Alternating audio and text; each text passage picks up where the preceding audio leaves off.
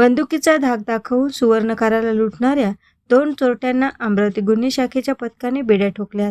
अमरावतीच्या गाडगेनगर पोलीस ठाण्याच्या हद्दीत येणाऱ्या वसुंधरा कॉलनी येथून सुवर्णकार अरविंद जावरे हे जात असताना चोरट्यांनी बंदुकीच्या धाकावर 25 किलो चांदीसह सोनाराला लुटण्याची घटना उघडकीस आली होती. या प्रकरणातील 2 चोरट्यांना गुन्हे शाखेने बेड्या ठोकत त्यांच्या ताब्यातून 3 किलो चांदीचे भांडी व मुद्देमाल जप्त केलाय. तर इतर मुख्य आरोपी अद्यापही फरार असून त्यांच्याकडून अजून मुद्देमाल जप्त करायचा आहे.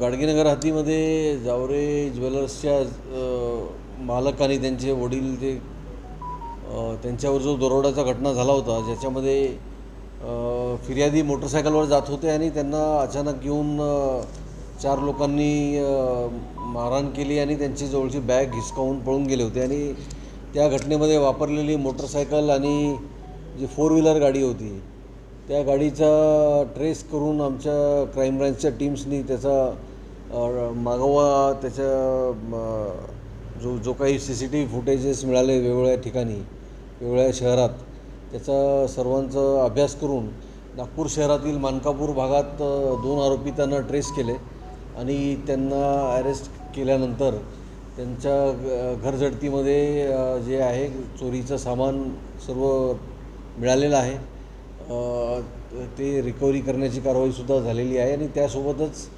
घटनामध्ये वापरलेली जी मोटरसायकल आहे तीसुद्धा ट्रेस झालेली आहे. आणि या घटनेमध्ये इतर जे साथीदार आहेत आरोपीचे, मुख्य आरोपीचे, त्यांचासुद्धा मागोवा मिळालेला आहे. ते प्रतापगड जिल्हा UP मधील आरोपी आहेत आणि त्या आरोपींनासुद्धा लवकरात लवकर आम्ही ताब्यात घेऊन त्यांची पुढची जी आहे कायदेशीर कारवाई करण्यात येईल.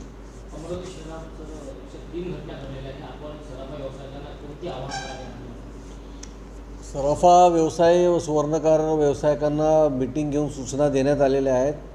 वेळोवेळी त्यांच्या बैठका होत असतात. तर त्या सर्वांना हेच आव्हान आहे की आपले जे मौल्यवान वस्तू, दागिने आणि जे काही ज्वेलरी आहे त्याबद्दल ज्या काही काळजी घेण्याच्या संबंधात जे काही सूचना पोलीस विभागाने दिलेल्या आहेत, त्याच्यामध्ये कॅरी करताना जी काळजी घेतली पाहिजे, शहरात आपल्या दुकानामध्ये जे CCTV लावला पाहिजे आणि काही लोक जे आहे चिटिंग करण्यासाठी मोडस ऑपरेंडी वापरतात, ज्याच्यामध्ये ते लक्ष विचलित करून दुकानातला किंवा आपल्या हातातली बॅग चोरून नेऊ शकतात. तर अशा व्यक्तीपासून सावधान पण राहणे आवश्यक आहे.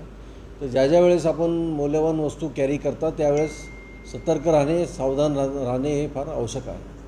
AS न्यूज महाराष्ट्राकरिता अमरावती येथून रुपालीसह अनिल साखरकर.